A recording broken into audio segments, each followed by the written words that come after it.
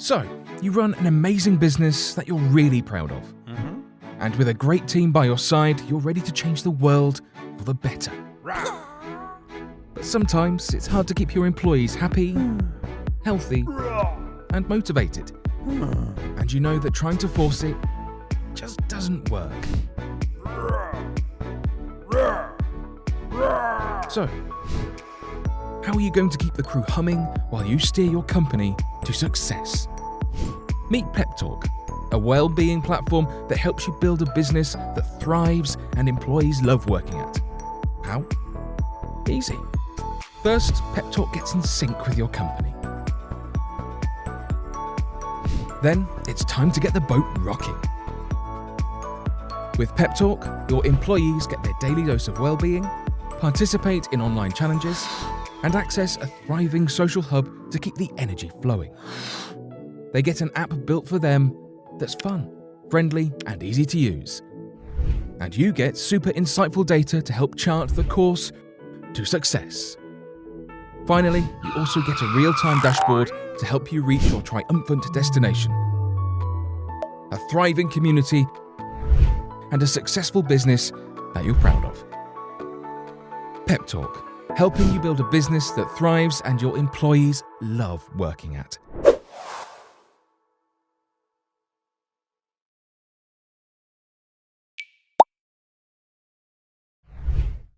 My name is Johnny Belmont.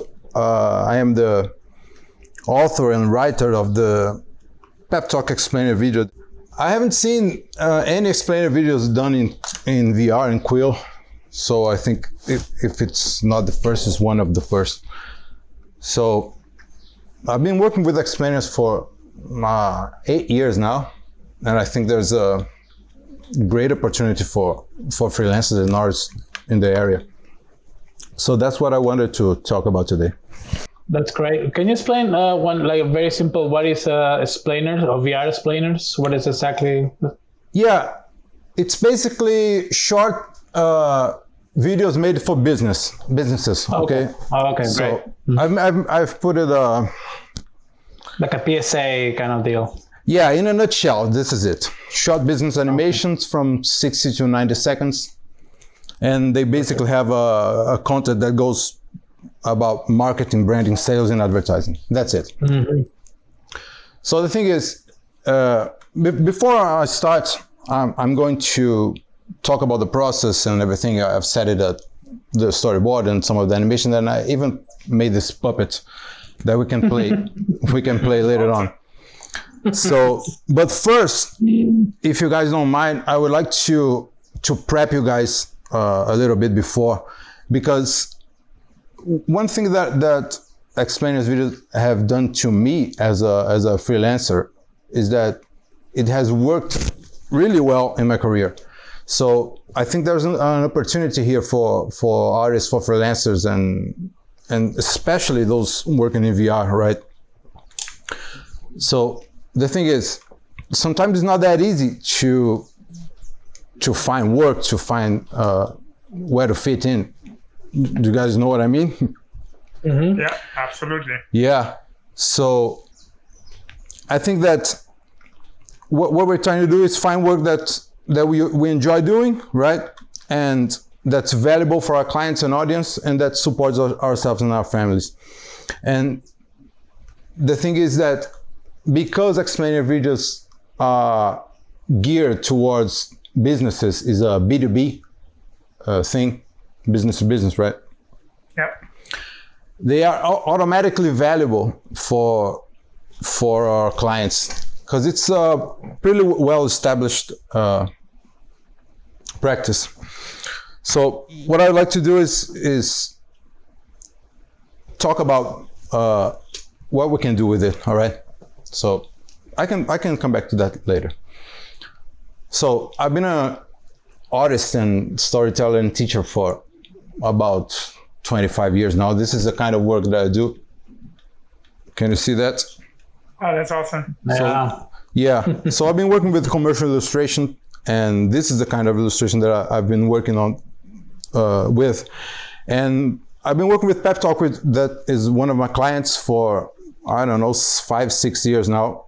And it's like a cartoonish style with lots of storytelling involved. You can see that he just came out of the of the fireplace. This one was made for last Christmas, and there's the little brother and sister, and like he's like, "Whoa, what's that?" And she's like, "What?" And while that's happening, you see his beard just fell off. The cat's like, I don't trust this guy. This is not Santa at all. So I think that Quill is just awesome for storytelling, and this is something that's making me really pumped. So I've studied advertising and fine arts 2 years each, but I eventually dropped out to work with commercial illustration and design, and then I moved on to 2D animation. You guys know this logo? This is Macromedia Flash. Macromedia, yeah. That's the old Macromedia Flash. Yeah, it was Flash 4. We're talking 1999. Yeah. That's our time. Yeah. That you in mind. Yeah, I think I used that version. Yeah, I'm 44, so things started way earlier. Me too. Yeah, so these things, at least here in Brazil, they go really hand in hand, like illustration and design and some kind of motion graphics. And the thing is, explainer videos kind of tie everything together, right? And now that we are in the VR era, at least starting it, right? I'm kind of dwelling in more on the VR experience side. So the thing is, back in the day when actors would study, they would study like physical stuff and acting and singing and playing instruments. And I think that's something that's really cool for us that work with animation, right? So these are some of the brands that I've worked with. Adobe and Macromedia, I taught there in one of the first training centers here in Brazil. I taught Photoshop and Flash for about 5 years. Then LiveWork, Ease, and Hive Lab are innovation agencies that work with businesses. And this Itaú, Banco Brazil, and Mafia are just huge companies from the financial sector. So there's plenty of opportunity to work with fun videos, even with boring industries. That's so when you talk about the explainer videos and it's B2B, is it most of the times the public won't see it, right? It goes straight to the businesses. Yeah, well, it depends. So when I was working with those companies, that the financial companies, this would go to their internal communications, but right. Most of the time we will be working with medium-sized companies that would use the videos, the animations on their homepage. That's the main focus of the explainer videos. Nice. Okay. So this is it. They're going to their homepage, and now I think that because we have VR, and that Quill is allowing us to work a little faster and better. We'll talk about that. I think there's coming an opportunity for work made for social as well. The thing is that beforehand here, where was it? Here. So the landscape for explainer videos is pretty much freelancers and video agencies, right? So usually freelancers work with motion graphics and templated to the 2D animations in After Effects, right? So real 2D and real 3D are usually done with video agencies, and these are huge projects that they're expensive and take a long time. So it kind of makes it prohibitive to do social, right? Because it takes so long. But now with Quill, when you talk social, do you mean like social media? Social media, yeah. Yeah, networks. Social networks, social networks. Instagram, all that stuff. But now what's happening? VR and particularly Quill, it's making it. We're putting out work. So this video that I've made, I took around 3 months to make it, right? But I'm no expert in Quill, so I was learning as I went. I was applying the what I knew from working with explainer videos inside of Quill, right? But to make that kind of work in 3D or in 2D with animation and all the movement and etc., it would take like a year, right? Absolutely. So this is where I would like to touch before we get into the production, how to do it, right? Because we can now act as freelancers and kind of compete with video agencies. Do you know what I mean? Absolutely. That's the opportunity, man. That's where my jaw dropped. I said I thought, man, I can do work that I wouldn't be able to do unless I have like 6-7 people work with me. So yeah, I think that's like the biggest thing, the revelation for me. And I'm sure when Daniel, when you did like the Remedy, you had the same stuff. But like my dream as an animator and as an artist was to be able to work on my own animations in 3D again. But what's always impossible because, like you say, it takes years to do something on your own. But then once I got in touch with Quill and I was doing my first short film, Beyond the Fence, all of a sudden I'm able to do a short film in 3 weeks, where it's like, what just happened? This is like revolutionary. And, I think Remedy took Daniel, you had like a kid in between and you did it while you were working and you still made it, right? In a quick time. It's insane. Yeah, I was thinking that if I wasn't full-time working, it would take me like 5 months, more or less. I was kind of calculating the amount of hours that I put in there and everything. But if you didn't have a kid, you probably would have done it in 3 months. Maybe faster, yeah. But, I totally agree. It's the whole production. It can be one person, yeah.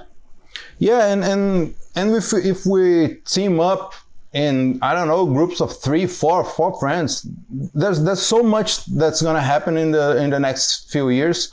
I don't really think that this market is ready for full VR. What I mean by that is that I made it in Quill to be watched on the cell phones, right? So I think we still have a couple of years at least that video agencies haven't really gotten into VR and there's space for freelancers. And most businesses are making explainers for their homepage, all right, and social networks. So I think that there's another discussion that's VR content made to be experienced in VR, right? But this is not what we're talking about here, and at least not yet.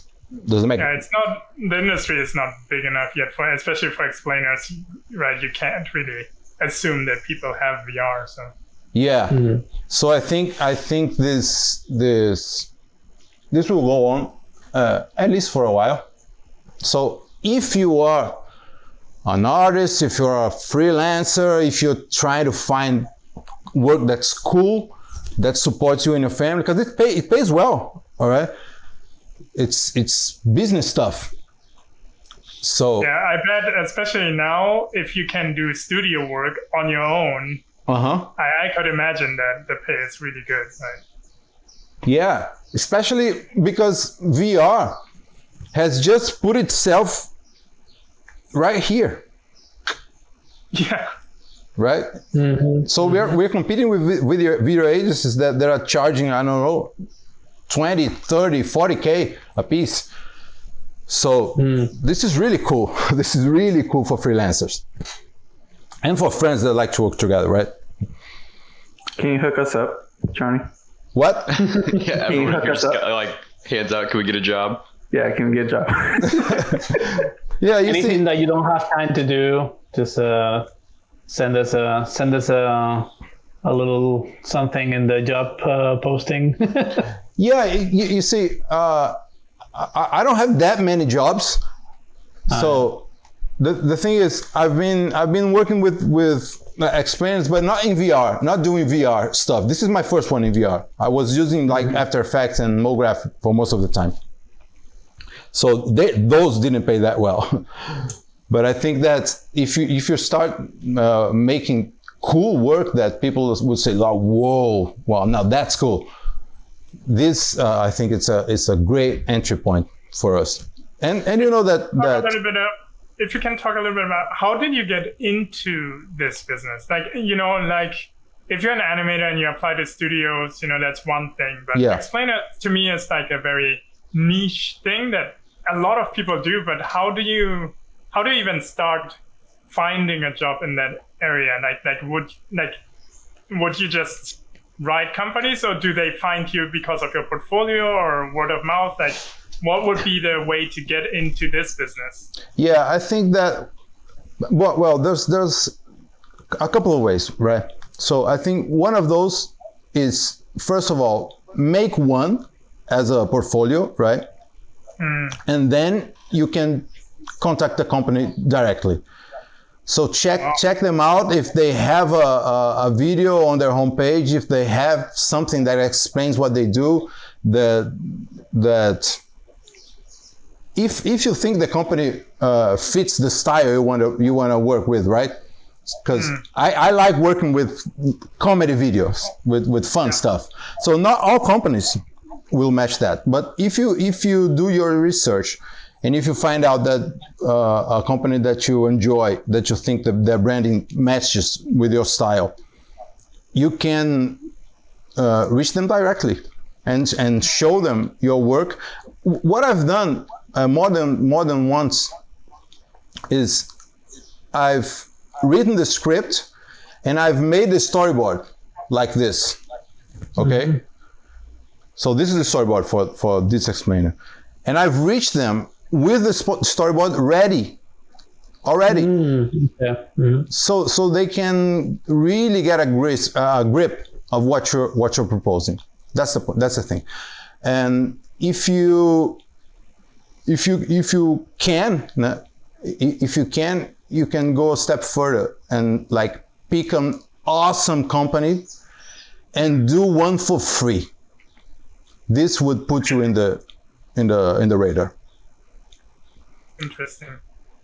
But one other thing, if you're already freelancing, all right, I think that if you're working in the animation business already, if you're working on a studio, this is not something I have experience with. But if you're working as a freelance artist, if you have clients for illustrations or for animations, you can do one as a small example and propose to them. That's what I did for Peptalk. We've been working together for 5 years with pretty much just illustrations. And I just came up to them and said, hey guys, this is what I'm doing. Would you like to make a video? And they say, sure, cool, let's do it. That's awesome. Yeah, that's great. Does that make sense?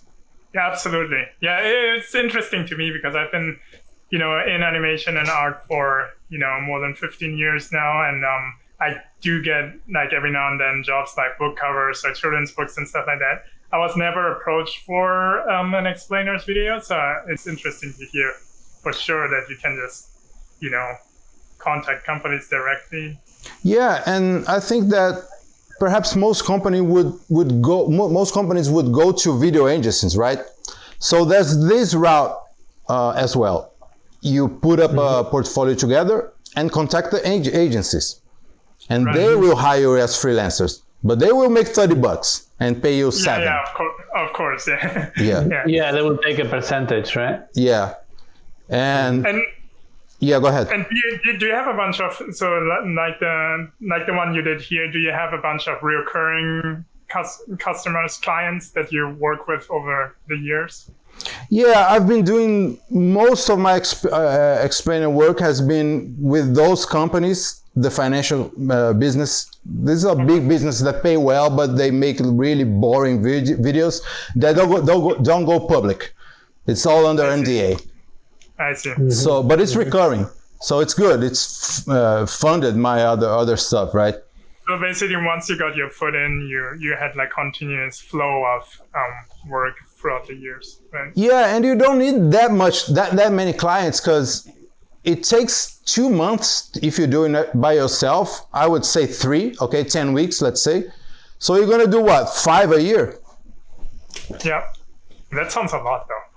Yeah, it's a lot. So if you do 4 a year, you're covered. You will be saying no to clients because there's no time.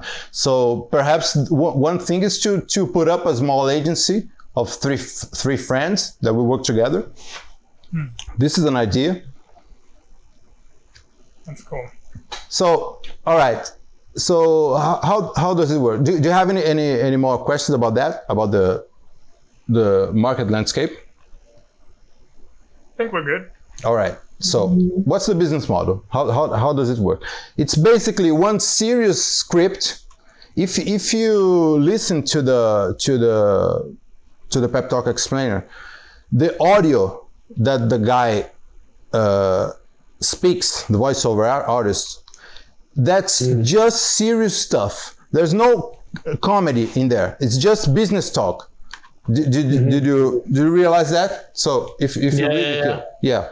So you run an amazing business that you're really proud of, la la la la la la la, and with a great team by your side, you're ready to change the world for the better. This is not comedy. This is script writing and copywriting. All right. This is delivering a message. This is the business side of it. But when do you write this? No, right? Yeah. That's what. Yeah, I wrote this one because I like writing, right? There is an option to let the company write it, but that's usually bad. But how do you know? But how do you know what they need? Yeah, it's kind of, well. It goes back and forth, or you just propose something and they adjust it? No, there's a structure for the script, right? It's basically like this. You're delivering a message, right? So to whom? Who are you talking to? I'm not talking to Peptalk with the video. I'm talking to their clients, right? Yeah. Which in this case are the CEOs of companies that hired them, okay? So I'm making the video, I'm writing the script, trying to understand what's going on with the audience of the client that I'm approaching. So let's say you're going to start with describing the problem, which is what I'm doing here. So this is who you are, right? You are a CEO, you own a business, you run an amazing business that you're really proud of, all right.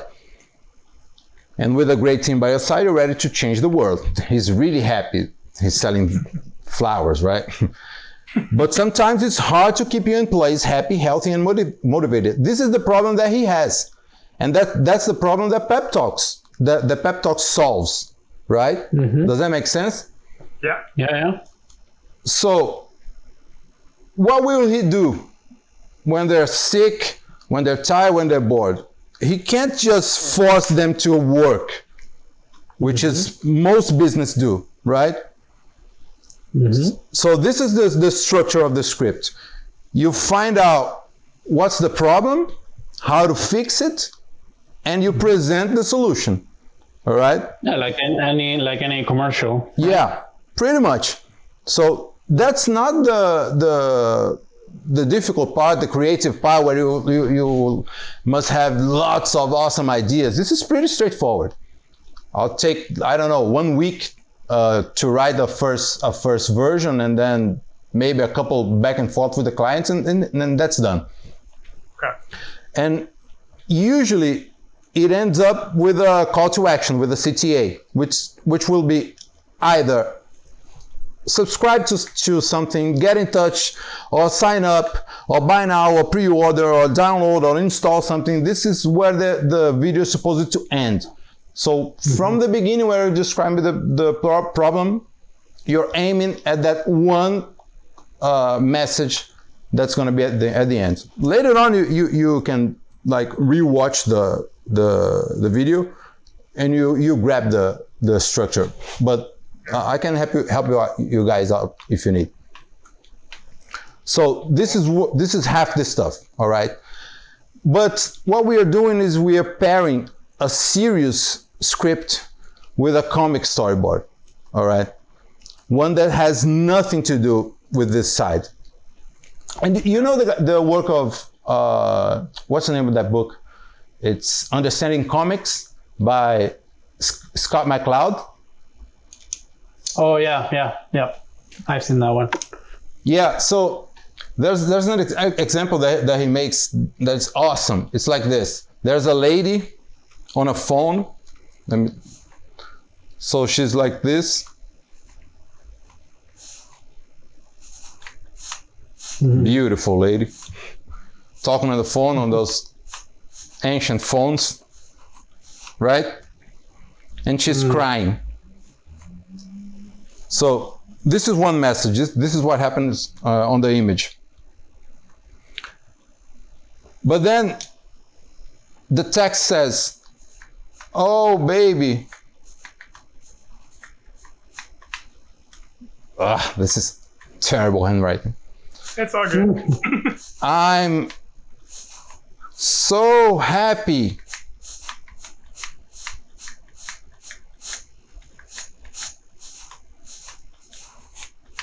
You're traveling.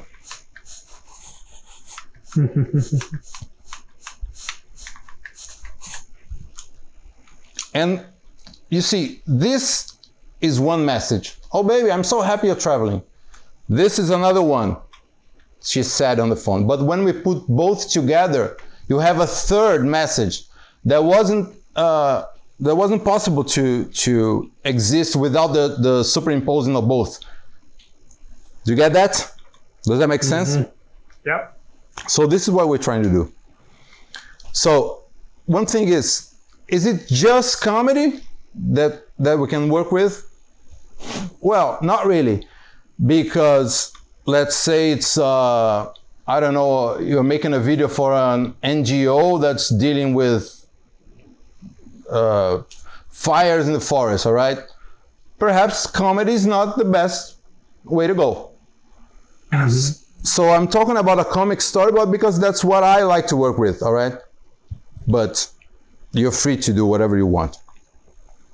So while the script delivers a message, the storyboard, the comic part of it delivers a feeling that holds the attention of the audience and hopefully entertains and educates. Why hold their attention? Because everyone's so distracted now, and who wants to go to a company website and watch a video that says, "Hi, we are here to provide you a solution"? This is boring stuff, so no one wants to watch that. I think a really good example for this is the recent changes in how the airlines changed their safety instructions, right? Because, they used to be so dry and so boring, but now I think Virgin America and JetBlue and stuff, they have similar humor in it like yours, right? Like I think Virgin America had those hand-drawn ones that are very appealing, and it's doing exactly what you're talking about, actually. Like, it's a boring script, but then they add comedy to it, and then it stays engaging. Right? Yeah, and if we're able to make both work together, then it's a triple win. That's what I like to think about. It's cool for them, it's cool for us because it's a fun business to work with, and it's cool and it's fun for the audience, all right? Because no one has time to watch boring stuff. This is just not going to work. So this is the pipeline, all right? This is how the project looks like. Everything starts with the discovery phase, which I would say is just you're finding out about the business, who they serve, what's the problem they have, what's the language they use, basically what's the video is going to be about, right? What are you trying to do? So once that's taken care of, you're going to write the script, which there's a kind of a formula to it. All right. And then you're going to try to match it with a storyboard, that's what I call the comic step. You're going to try to make an analogy, a comic analogy that fits the story. So for example, let's say we are making a film for a home security company. I don't know, those guys that make cameras, and you know what I mean? Yeah, Ring, for example. So how's the videos going to be? What are the characters? Like a family having dinner, it's cool, but it would look like a sitcom, right? So perhaps we could make something. I was having an idea of a movie, of a film with I don't know, some guy climbing rocks, a rock climber that needs to be safe in order to have fun and to go on with his life. You know what I mean? Mm-hmm. So this is what we're trying to do. We're trying to match a comic analogy to the script. I would say here that this is where I get my inspiration from, right? Silent comedy cartoons, like Chuck Jones. You know this guy? Mm-hmm. Chuck Jones. Yeah, Bugs Bunny, Roadrunner, Pink Panther, and Tom and Jerry. I grew up with these cartoons, right? So they've done everything. And I think nowadays Zig and Sharko and Ogie and the Cockroaches, you know this? Not that much.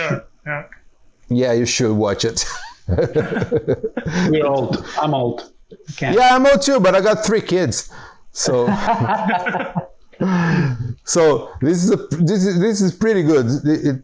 It's just like they match the quality of the old stuff, but it's silent comedy works well with the voiceover because you don't need the sound to laugh. All right, if you cut up the sound, the visual part still makes sense. So this is where you get the approval, right? That's why I told you that you can propose to a client with just the storyboard. So you can write the script, match it with the storyboard, and talk to the client right away. If you have any animation to show, that's even better. But it doesn't have to. You don't have to. So this is where you get approval, right? Because once this is done, you're gonna either record the voiceover yourself. I do record my voiceovers when I'm doing work in Portuguese, but in English, I like to hire voiceover artists, right? When you say you do, like you speak yourself? Yeah. Oh, that's awesome. Great. Wow. Yeah, I would never do that. That's next level, man. You need a voice that you need to be able to speak pretty well, right? So. Yeah, but I hate hearing it afterwards. So did you do the boards in Quill or what 2D? Did you do the storyboards in 2D or in Quill? No. I did it on the iPad. Okay. I think we could do it in Quill, but I don't know how to export it to print. I guess it would be more like an animatic, right? Yeah, but that's way too much work because they will change this a lot. Yeah. So I don't want to animate anything until I get approval, right? This is why I present it with still images. Because there's a lot of back and forth. There's 1 month of work in here, going back and forth. Okay. Makes sense. So when the script is approved, then I send it to a voiceover artist to record it, and that's what I'll use to animate on top of. So I have a question. Yeah. Related to this. How locked is the storyboard? How locked? When you say, okay, it's approved, you're not going to change anything, I can start production, and they are they good with that? Do they change things during production? Yeah. Yeah, it's client work. Yeah, it's client work. But here's the thing. The sooner you get approval, the better, right? So no, yeah, I understand. Yeah, but yeah, and it kind of depends on your relationship with them. Just like, come on, guys.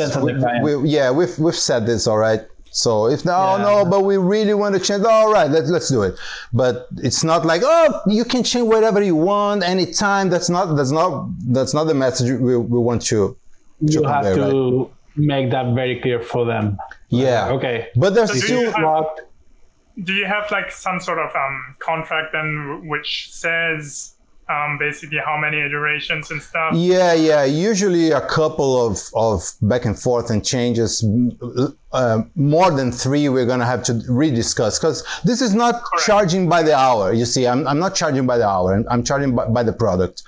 So okay, then you would definitely have to have those things in place in the contract. Right? Yeah. But the thing is, as you're gonna be able to work with, I don't know, 5-6 clients tops a year, right? I would say choose them wisely. Yeah, because you don't want to be stuck with a bad client doing this kind of work. You just don't.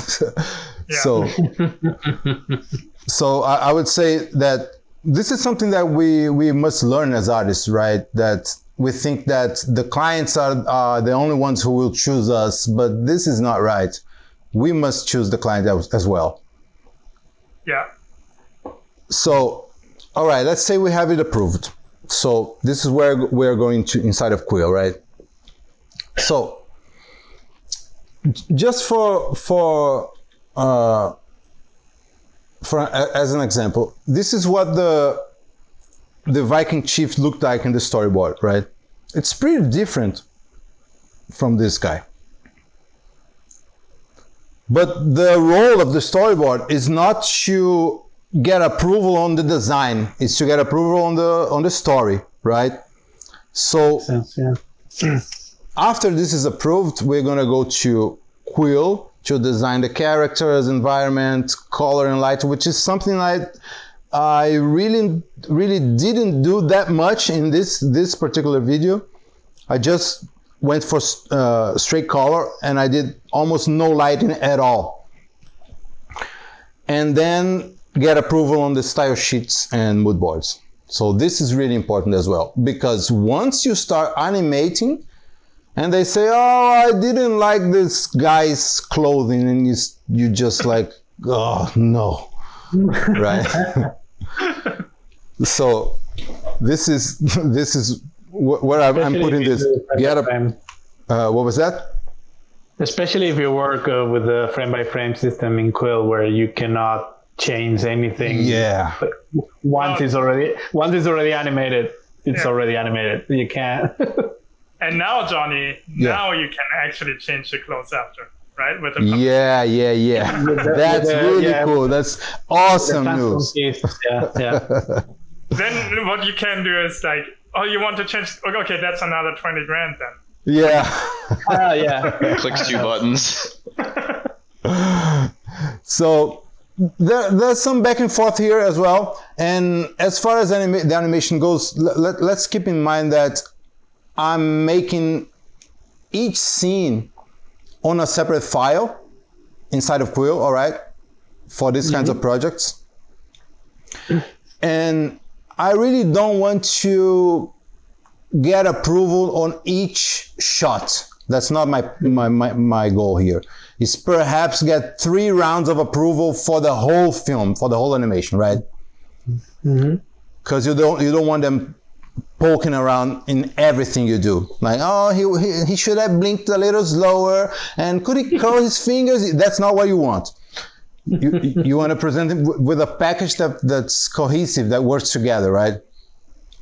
So inside of Quill, I'm mostly working with the expressiveness of the characters, right? Because the comedy part was taken care here. This is where the story is bound together. So now what I think that Quill exceeds at is really giving us the ability to work with facial expressions and how the body moves and this kind of stuff. And this will work really in tandem with the camera, because now with the latest update, we've got the camera right inside of Quill. But when I made this explainer, we didn't. So I recorded it with the hand cam. Everything was with the hand cam. Mm-hmm. And what we're doing is pretty much what I would say is, guys, there's a level of depth inside of the camera work, right? So composition, movement, and transition, all of this make a huge difference in the final movie. Okay. And then I'm exporting each one to Premiere to do the editing. The sound effects, some of it was actual sound from sound banks, and some of it I made with my mouth. So here's the screen from Premiere. I love how scrappy you are. That's amazing that you do that. I love that you're the orchestra man. You can do everything. You're literally like a one-man band. Yeah. Awesome. One-man band. I mean, I was gonna say hombre orchestra. yeah, and Quill is perfect for that. So if you look in here, so do you guys usually work in Premiere and stuff? Yeah, I do. So these are the separate shots. So this is the first shot, this one. It had almost 16 seconds, right? And then we cut. So 1, 2, 3, 4, 5, 6, 7, 8, 9, 10, 11, 12, 13, 14, 15, 16. And the last one is just a splash screen with the logo. So it's 15 shots, right? These are the transitions, where the camera moves fast. It's just like from one side to the other. And some zoom ins. So this track is the voiceover. This is the music. And this is my voice effects. Like this kind of stuff. All right. So Did you create the music too? No. The music. It's the last thing you need to learn to just. Yeah. I play the guitar, but that's not something I want to do. You'll do everything. And then we have a bit of, perhaps a little VFX. So some things that I've put afterwards. You remember the scene from the map where there's a dragon? Yeah, that fire was post-production. It was effects. I didn't do that in Quill. The guy that pukes, the vomit that comes out of his mouth was made in Quill, but the one that hits the water was not. That's awesome. And then we'll hopefully deliver it with just a few back and forth. I don't know, 2 or 3. But if you see it here, it says Peptalk Animation Final File version 4. So this is that back and forth that we were talking about. There's always something. Absolute final. Yeah, final 1, 2, 3.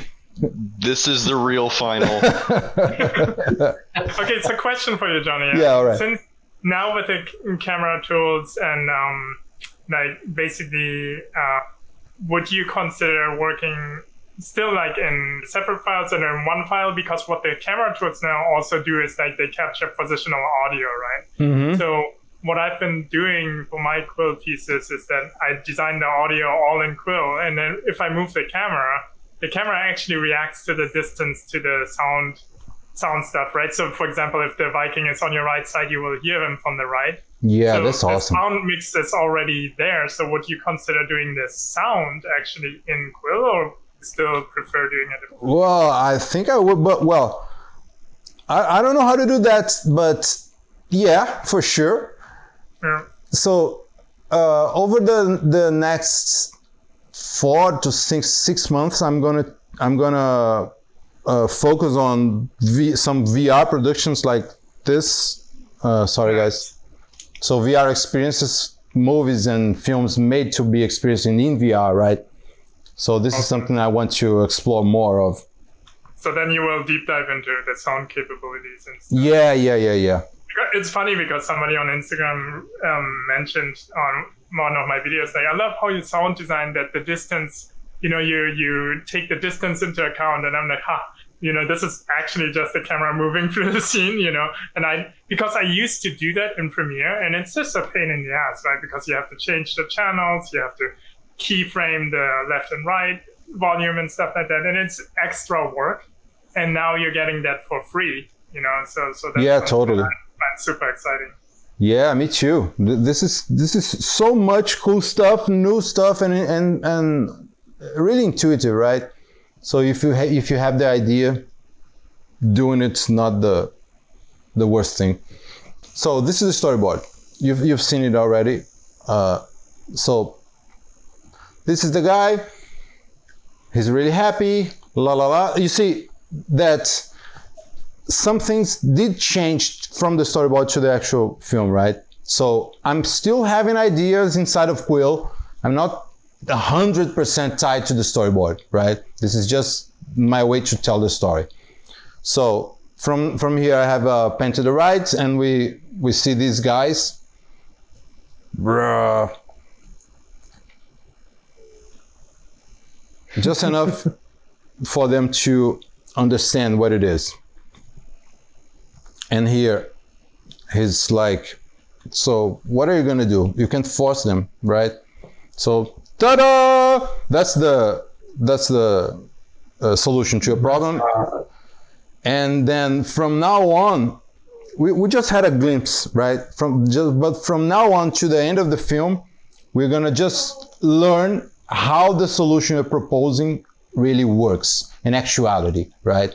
So this is about explaining what Peptalk does and what your client does to the audience that's watching the movie you're making, the film you're making, right? So we said that the comic part of the story is in the storyboard, and that in Quill I like to focus on the expressions, right? So this is what I usually think like. This is the first scene. It comes to this point, and I don't draw this graphic, but this is how I like to think, all right? That his confidence was up in the beginning. He's really proud, and then something happens, and he's like, oh shit. And then we have a cut here, something's happened, and then he glimpses the solution, and now he's hopeful again, and here is like almost evil confident, right? Because he's a Viking. So this is what I use. I like to use as a pipeline for expressions. So everything starts in the mind of the character. He thinks he has an idea, and then I'll animate the eyes, basically moving and blinking, right? Which the eyebrows and cheeks follow, and then the head, and then the torso, and then the hips, in the case of them having ideas, right? So if you see there wasn't really any walk cycles. No one walked or ran. So this is pretty much the pipeline I used. That's interesting. Yeah, like if you were to do a walk cycle, you obviously change that priority. The movement comes from the hips. Yeah, the other way around. And then you yeah. But yeah, when a character has to react to something, it comes on the mind first, and then the eyes, and everything follows through. Yeah. Yeah, and I think that the way we build the character, this is why I built this guy to show you how I work. The first character I did, Daniel, was kind of the way you did the Remedy, like with nose and eyes and this kind of stuff, right? Yeah.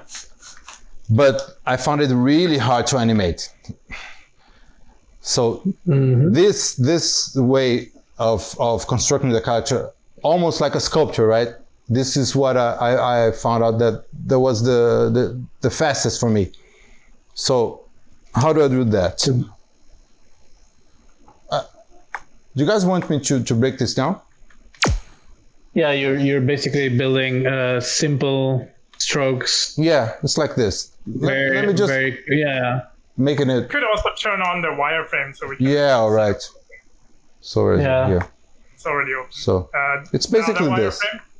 Nose. This is the. Yeah, if you click on the cube icon over there, it'll be much more clear. This one? The actual polygons, yeah, that one. Yeah, just click on that. All right. I didn't know that. Yeah, that's the actual polygons. Yeah. Yeah. You can actually see the real geometry, the real triangles and everything. Yeah. So the line tool is your friend, and you basically did everything with the line tool. Yeah, I like to work like this. I basically do a shape, okay, and then deform it. This is how I do everything from this. Yeah, definitely. So, except for the cheeks, which are this. What's the name of this shape? It's kind of like a flat this stroke. one. Yeah. So this is the way I do the cheeks and the eyelids and the eyes. Okay. That's the Daniel brush. Yeah. So this is everything. I think this is the easiest to animate. So perhaps we can do something with this guy. Let me find out what it is. So this is the structure. I've put this head. I usually, if he's going to blink and change mouths, I usually make a separate layer for his eyes and one other for his mouths. Okay. Yeah, makes sense. So, but as he's not gonna blink today, everything is is on one layer. So on one layer. Yeah. So here's the head. All right. That's inside a sequence that I'm going to use for. Where's that? Show gimbal. Pretty much for head. this.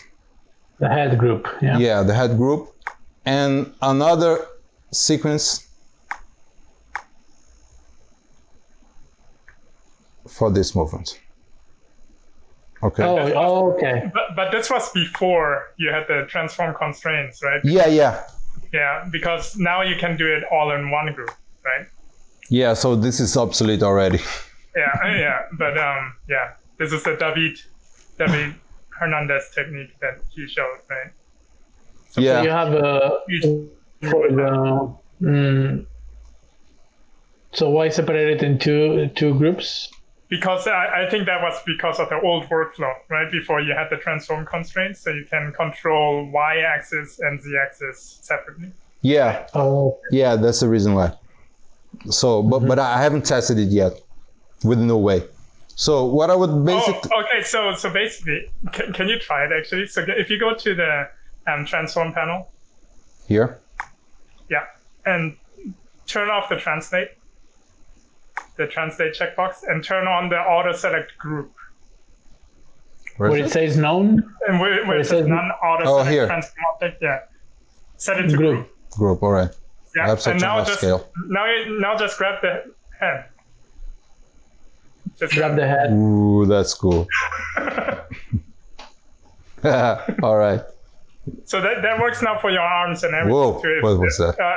The pivot. I think the pivot is not set yet. Yeah. You have to turn on you have to turn on translate and scale again. It's gonna lock. Yeah. And then turn off the auto select for now.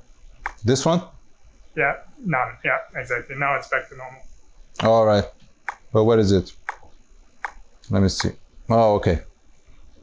So once you set all those gimbals in the correct position, then you can turn that on again like what you just did, and then it will become a perfect puppet rig. All right. Well, I'm gonna try that. Yeah, let's do that, because I'm gonna cut also. Like I was thinking about doing a camera and puppeteer stream next week. So that's gonna be really helpful. Yeah. I'm really curious about that. So what I would do here. So keep in mind that I'm just going to capture a certain part of the animation, and then I'm going to export it to the editing software, right? So this is the way I've been working. So I would just lay the voiceover here on the timeline, and I'm usually animating on top of the voiceover. So as we don't have any, we'll just pretend that we do, all right? So let's say I'm going to add, I don't know, perhaps 3 seconds, 4 seconds. And that's what I usually do. I loop that. And I like to use these, how do you say brackets, that? Yeah, these brackets. Area. It's like the work area, right? Yeah, the work area and work in a loop, right? So this is how I usually work. I just set it, let it play, and I do it like this. Select his eye.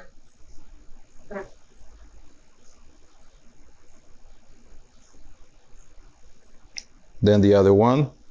So there's also a shortcut for that. So if you go to the transform panel, very quick. Yeah, just a second. Where? Yeah. Here? Transform panel. Yeah. No, selection tool, sorry. In the selection tool, it's already open above. Here? See where it says select in all frames? Yeah. If you turn that on, you can just select it and it will select all the eyes throughout the range. You just made me so long. So basically, if you select now, it doesn't have, if you select it, that's now it? all the eyes are selected. Thank you so much. But that also came with the last update, so it's a new function, but it will save lives. Oh yeah, it just did.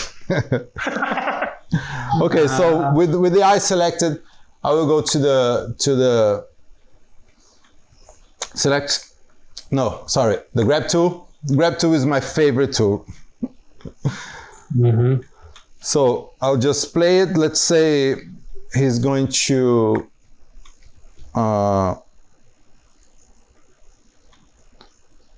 look to one side, the other, and then that's it. No, not good. Let's do that again. Okay, so the eyes are animated, right? So I'll grab each eyebrow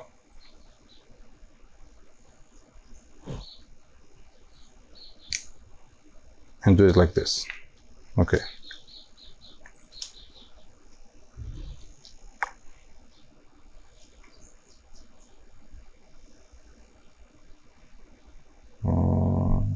Go.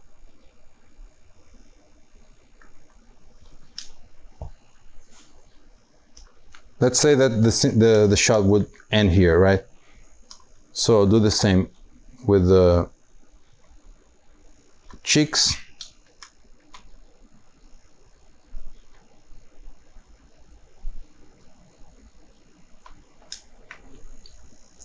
Then his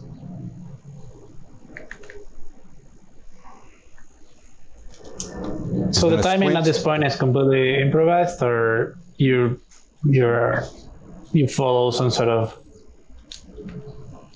yeah, in this case, yeah. Can you say that again? So the timing of, okay, when is the cheek is going to go down? When is the eyebrow going to go up? All of that is completely like you improvise that, or yeah, right now, yeah.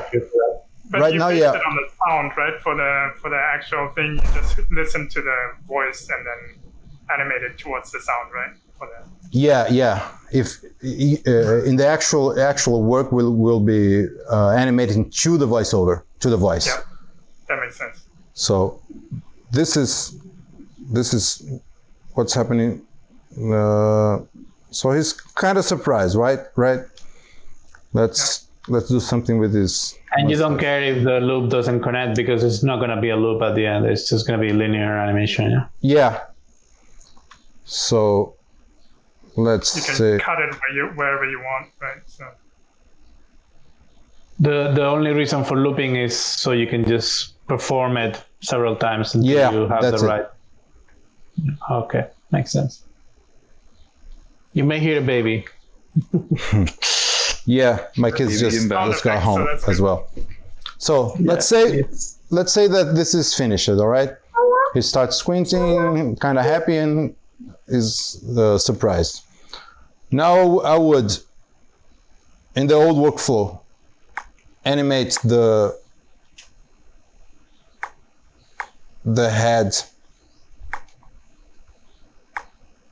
This is what I would do. Let's see. What is he doing with his eyes? He's looking left, right, and then straight. So I would do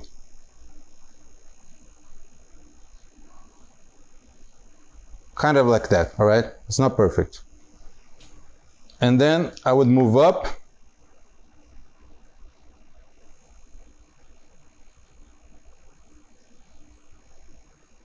All right. So let's say that this is it. Oh, I get it now. Yeah. Because that way you get the rotations to be more organic. Yeah. So usually what I would do now, let's say I was happy with that. Let's pretend he's looking at something huge, all right? And this is where I'm gonna cut, boom, like, no, sorry, like here. I'll cut here, okay? With his eyes wide open. So what I would do, which I think that it's awesome in Quill, I would grab this guy, turn it to a sequence, loop it, save it, of course, and bake it. So now I have this guy, which is the baked version, right? Which I'm going to grab to.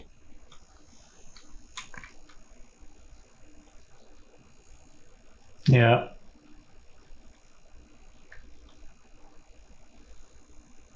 Yeah, that makes sense. Yeah, once you have the It didn't go? What was that? That's cool. Was the entire thing selected for it, or was it just? Oh yeah, one time? you might have selected the. Oh, there you go. See, this is it. This is how I do it. It's kind of jumpy at the end,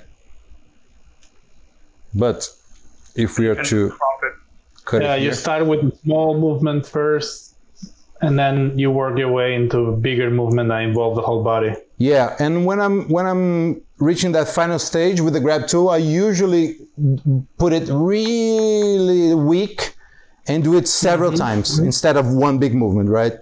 So I would do it with the head, I would do it with this torso, then I would do it with a larger piece to avoid this kind of stuff. And if this is happening, you see that his mouth is disappearing, I would do it like this. Yeah. Yeah, so make sure that, So this is how we've reached this. Let me see what it is. Peptalk. 98. Yeah. Nice. Opening. Do you see 5-3, 5-4, 5-5, 5-5? Opening 6. That's it. Go.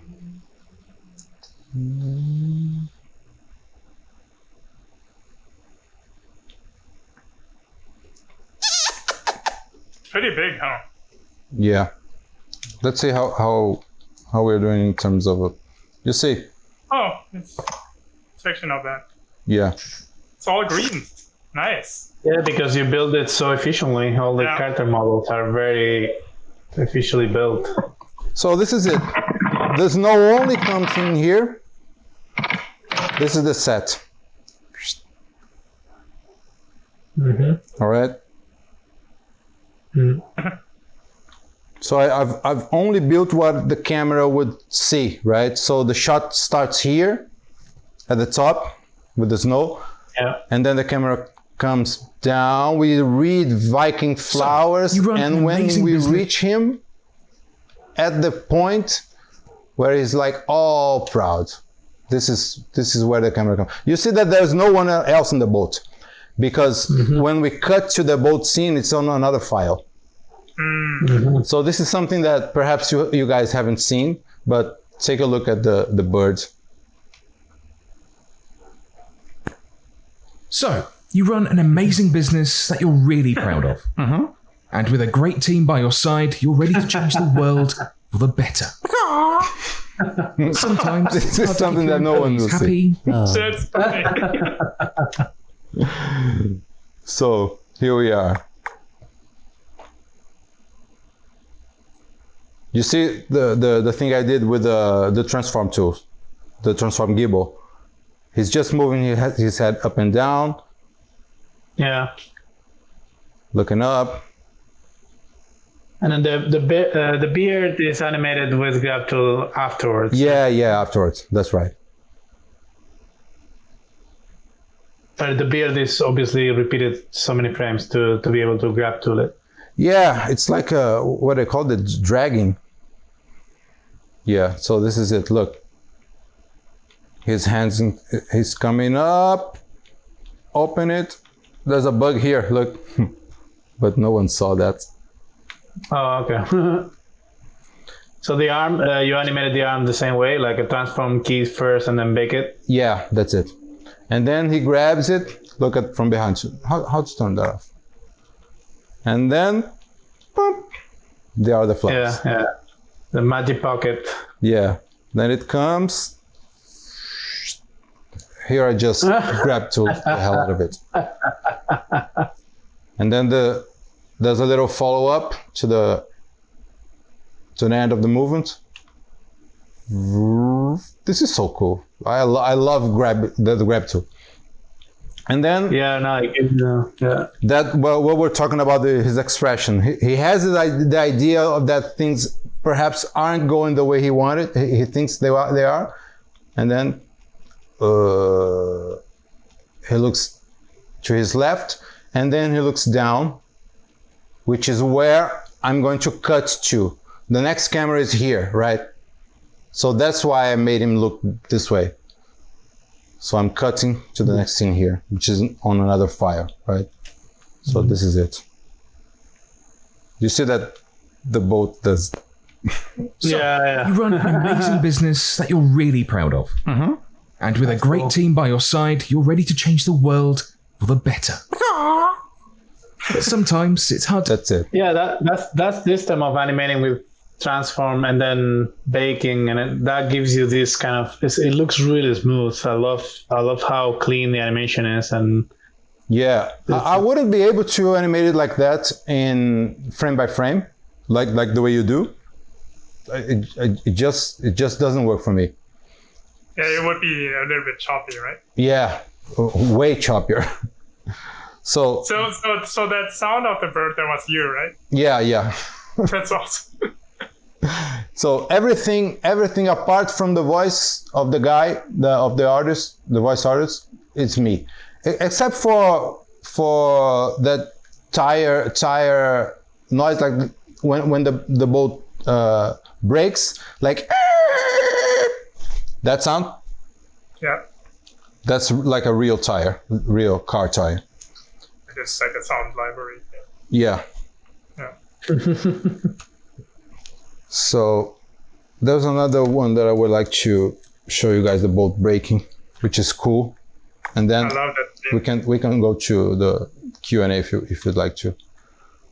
Yeah, guys, if you have questions at this point, make sure to write them down. I don't see any questions right now, but if you have any, make sure to post them in the panel text chat.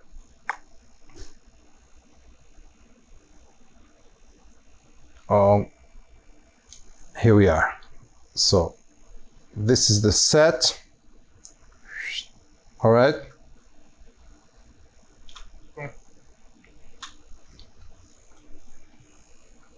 And this is where we are looking. Finally, you also get a real-time dashboard to help you reach your... So. Finally, you also get a real-time... Look at the characters. Because they're really far away. So I've decided to sculpt them You have like a manual level of detail, right? Yeah, because I was starting to put those trees, and I was worried about the size of the file, and it was beginning to cause me trouble. So I basically decided to resculpt everything. The boat is another one. Everything is new. So here it comes. Boing. This is all grab too. And this is obviously that's more frame by frame type of animation. Yeah. So this is The whole body, everything. yeah. I use the transform key to. You see that also get a he's real-time waving. dash. Do you see that he's waving up Finally, and down? you also get a real-time dashboard. Yeah. Yeah. So that was done with the other method, with transform keys and then grab two. And here, after everything was baked, I was just stretching the hell out of him. Yeah, once everything is made, you so can cool. deform, you can do all this crazy stuff. Yeah. Yeah. Help you reach your That's it. So this is one scene before the final scene. He goes flying and lands in the last scene. Do you also have moments where you need to go back to the classical method of keyframe, and then in betweens in the middle? Yeah, but I'm not really good at that. So, what do you consider yourself? Would you say the puppeteering is your favorite method? Yeah, it is, definitely. So, Johnny, do you consider yourself an animator and generalist? Like, what would be a fitting title for you? I don't think I would fit in a production like in the classical way, because I don't really know how to animate in the frame by frame. I know how to do it, but it's not that good, right? I mean, what you did is really compelling. I think you have a natural sense for like good timing and stuff like that, you know, which is super. Yeah, definitely. Yeah. Yeah, I think that yeah, but you see that I'm kind of making up my own technique as I go. So Yeah. this super is impressive, though. someone did that technique of the light. I don't know who it was. I think it was Hugo who mentioned it. I think it was me. Yeah. So this is the sun. Oh, this is the. Oh, picture. I thought that was Daniel. Yeah. No, Daniel. No, you're taking away my. No. I did the hard edge, you did the soft edge, Yeah. right? So the cloud hard edge is the technique I came up with, and then the glow is yours. I'm not taking credit. Yeah. You get full credit for the Daniel glow. Yeah, but look at what happened because of the flowers. Oh yeah, the flowers are. So that's bad. Multiplication of flowers. But because the project is going to be in 2D at the end, it doesn't Yeah, matter, right? I wasn't really worried about that. You see that the reflection, to help Yeah, you that reach looks great. your destination. it's a hole. A thriving community It must look really cool in and a successful VR. business Yeah, you're proud of. I love it the way it works. So Maybe you can do like a separate scenes and upload it to Quill Theater. I don't know if you're allowed to do that. yeah. And you see that the environment is not really that big.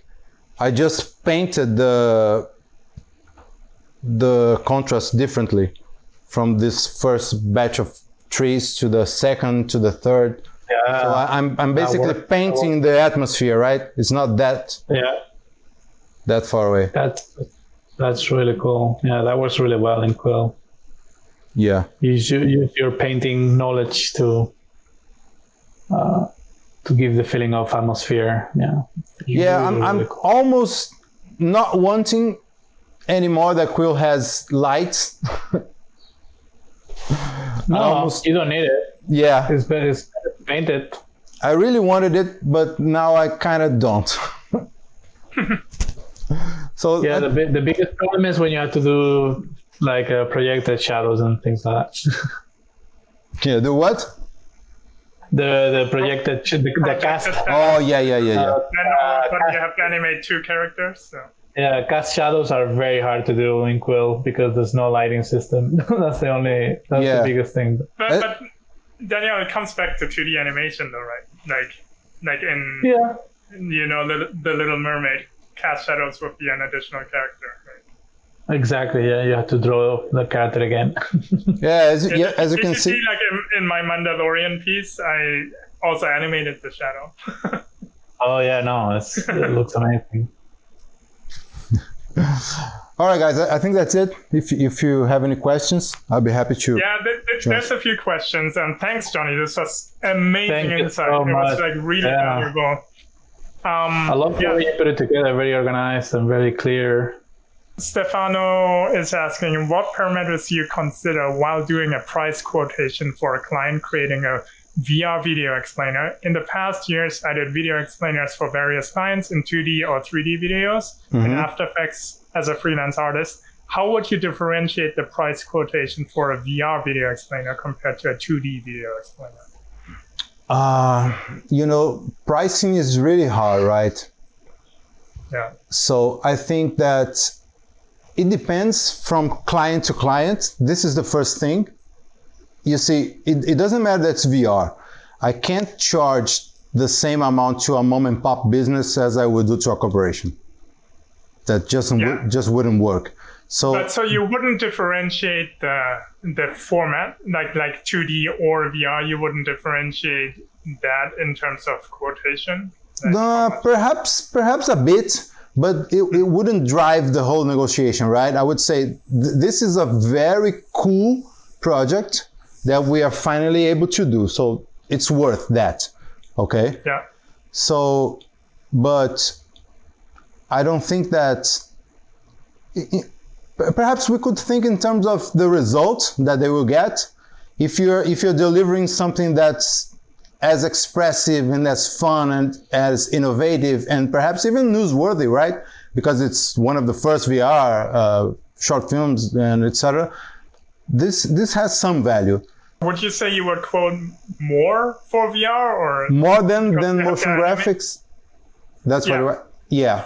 Yeah, that makes sense. Because in general you might be faster, but you're also doing more, right? Yeah, and there's a catch-22, right? That let's say you charge by the hour, okay? It's not the case, but let's say you do. Yeah. The better you get, the faster you work.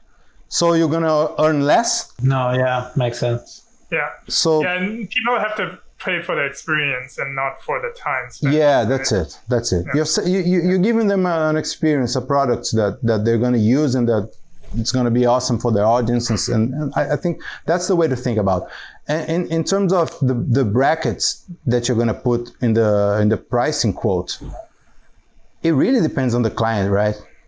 Absolutely. I usually start like, what's your budget for something like this? If they're used to working with video content, that's even better, right? But if it's a small business that has never worked with something like that, perhaps you're going to say 7K, 10K, and they think it's too much, right? And perhaps it is. For a mom and pop business, it is too much. Yeah, no, absolutely. Like, I get like quotes sometimes, like, hey, I need a 4-minute music video and my budget is $1,000. And I'm like, I don't even respond to those, because then it's like, okay, they clearly don't know the business and it's not worth even pursuing stuff like that, But I totally do agree with like, depending on client, if it's like a large bank, versus like a smaller company, obviously the budgets will be different. Yeah, perhaps it's a smaller company, but the project is awesome. The guys are great. You're going to be having fun. If it pays your bills, if it pays your lifestyle, I think perhaps it's worth it because you're going to have an awesome piece to your portfolio, right? This is one thing. The other thing is, like you were saying, Goro, I always try to start by asking them, what's your budget? Instead of they asking me, well, how much do you charge? No, let's go the other way around. How much are you willing to invest? Because if it's a nice amount, perhaps I can work with 2 other friends, right? No, absolutely. I use actually the exact same strategy because that will say a lot about your client. If they go like super low with the price, then you don't have to discuss further. And if it's close, then you can negotiate. And if it's more than you expected, then it's even better, right? So I think it's always good to assess how much they think is your work worth. And I think it's important to let them decide for like how much do you think, and then. And it is a conversation, right? Absolutely. It's not something set in stone. You can say, no, that's perhaps too low. I can go forward with that.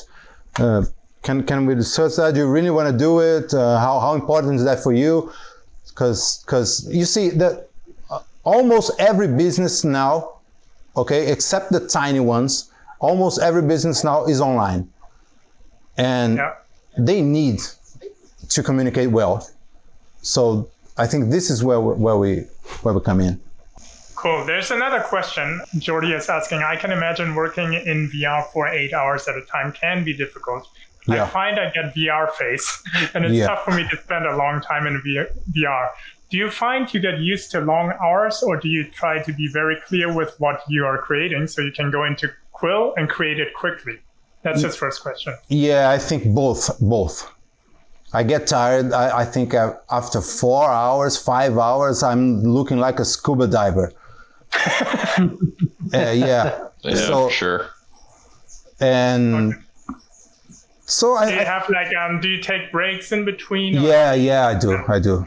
I think that every hour or so, I get up, take the headset off, I stretch myself. I love practicing yoga. So this is something I think that if you work in the computer at all, this is something that should be part of our routines. But sometimes I work standing in Quill, so that's good. Yeah, I absolutely agree with that. Taking like regular breaks is definitely good, but that also applies to regular screens and anything. And during the pandemic now, I definitely have a lot more screen time with adding like a lot of Netflix and Hulu to it, but it's always good to give the eyes a rest and look far out, go outside and stuff like that. And this is just one more thing. This is one of the reasons why I put my panels on top of me, that it makes me look up, right? This is how I usually work, with the panels on top of my head. So you have it like almost like a helicopter. Yeah, that's it. You see, yesterday I installed that mini golf game, and my neck hurt so much from playing like half an hour looking down. I said, I love the game, but I hated how it hurt my neck. So I said, I'm not sure I'm going to be able to play it. It's funny. All right, so second question from Jordy. Can you mention anything that stands out as the most important Quill skill? I see you like the grab tool, but thought I'd see if there's anything else you want to mention. I wouldn't say it's a Quill skill, but I would say timing, for sure. Yeah, to piggyback on that, I don't think, like whether it's Photoshop, Procreate, Quill, or whatever it is, the skill is important. It's not the tool skill, right? Like your fundamental skill of animation, of painting and drawing. That's what's important, because then you can use any tool to bring your ideas to life. And you can definitely see that Johnny has his fundamentals down, and like if you had After Effects, you would get similar results. It might look different, but the story will be still compelling. So I think it's better to focus on the fundamentals, because if you have them down, you're more than halfway there. Yeah, and perhaps in Quill, because we are animating with our bodies. You know that YouTube video where the guy shows how to do the drumming animation. That's how I animated the scene where Peptalk plays the drums. I skated to my size and I put myself inside of him. And bang the drums. So this is really different from animating in After Effects with keyframes, right? Totally. So I think like you're talking about Matt Schaefer's animation, the drummer, right? Yeah, that's it. Yeah. Matt is actually a drummer.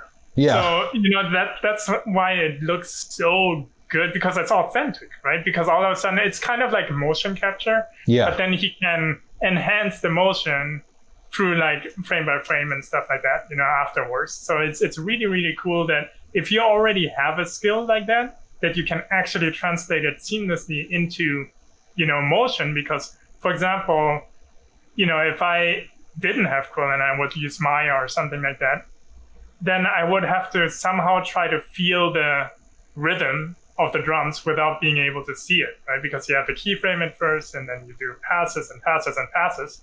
Versus with a grab tool or with the puppeteering function, you can actually perform it, right? So it's like really powerful. Yeah, and that's something that I think that Quill lets us explore, right? I think that's so much that we're still finding out. It's too early to set so many techniques as standards, right? Because we're practically making it up as we go. So explore it as much as you can. That's what I would say. It is kind of like a new medium, but it's a new way to animate, because kind of like, I feel like Quill and VR, it just brings all the disciplines together. It just merges, frame by frame, puppeteering, traditional drawing, but also, like all the types of techniques there where you might have a sense for timing, but you don't know how to space it out in frame by frame techniques. But now you can use the grab tool to feel the timing, right? So it brings stop motion, 2D, 3D, and motion capture, everything together, right? So this is kind of like, I think, the true power of VR. And there's like the possibilities are limitless. Yeah, and I think that ties up nicely with what you were saying back then when we were discussing the price brackets between VR and 2D and 3D, because you're really putting work forward, making work that's really innovative in that sense, that it wouldn't be perhaps even possible, at least for a small studio or a one-man show, right, to make. Yeah. Done this explainer in Maya, right? I mean, it would probably take like, triple the amount of time. Yeah, and it's just not feasible for most medium business. I think this is a structure that works well with medium-sized businesses, right? Because if the company is too small, either they don't have the budget or they don't really need it. Right. And if it's too big, perhaps the company is going to go straight to video agencies and you'll be out of the loop. So perhaps if you're working as a freelancer or as a small studio yourself, approach medium-sized businesses. And if you're working as a freelancer, perhaps go straight to the video agencies, and they will be glad to see what you can do by yourself. I have a friend that lives in the UK, and I showed him this work last week. He works as a After Effects wizard for like 10 years, and he hasn't even heard of Quill. He's like, I can't believe you're doing this. So, yeah, they don't know this exists yet, guys. It's still early, so. Yeah, I actually have a question about your freelance work. Do you ever work with an agency that is basically the middle person between a company and yourself? So basically, they find projects for explainers and stuff like that, and you work with the agency. Have you done that? Or most of the time. Yeah, most of the time. Okay. Yeah. So you don't work with the company directly then? Or? Yeah, sometimes I do. For example, Peptalk was my client. Directly. Directly, yeah. Yeah. But those banking institutions, I was working with an agency. I didn't have their account. I see. So basically they approach you, hey, there's a bank that would want a project. Are you interested? And then you said yes or no. Okay. That's it. Yeah. They basically proposed, because we were working together, and they said, this is what you can do. All right, I have a few clients that I can propose this. It would be cool for them to have explainers on their homepage, on their internal communications, that That's the beauty of it. It fits in so many places. Yeah, and the downside about agency is that, they take a cut, but the upside is that you don't have to negotiate, or they do the negotiation for you, and they have all the contracts in place, right? Yeah, and on one side they take a cut, but on the other side they sometimes are able to charge more than you could by yourself. Yeah, absolutely. Yeah. So if somebody would start a career in doing freelance, would you recommend to do it on your own first and then move towards an agency, or vice versa? What would you recommend? Well, I would say perhaps put together a portfolio with some experiments, right? And one thing you could do is go into those freelance platforms like Upwork. You familiar with that? Yep. So there's all kinds of budgets, right? I would say that the low end goes from 1 to 3K, which I would perhaps either just skip or get in touch with those that have 3K and say, look, we can make a much cooler project if you can spare a bit more. A bit more. Yeah. Are you interested in that, in talking about this? This is the kind of work I do. 3K is a bit too low, but if you'd like to discuss it, we can talk about it. I would ideally tackle those projects that are, I don't know, 7K up. Yeah, absolutely. At least, because but that's all relative to your experience too, right? Like in the beginning, you of might course, not be able to get those gigs. Of course. Yeah. Cool, man. This was so informative, Johnny. Like, this was an amazing stream. Thank you so much for your time. We don't have any questions left, so I would say we're like at 1 hour 38 minutes. It's a good. All right. Good and if someone has any questions that are more specific to, I don't know, some stage of the production pipeline, you feel free to reach me up. And I'm glad to answer. Cool. Thanks, Johnny. Thank you.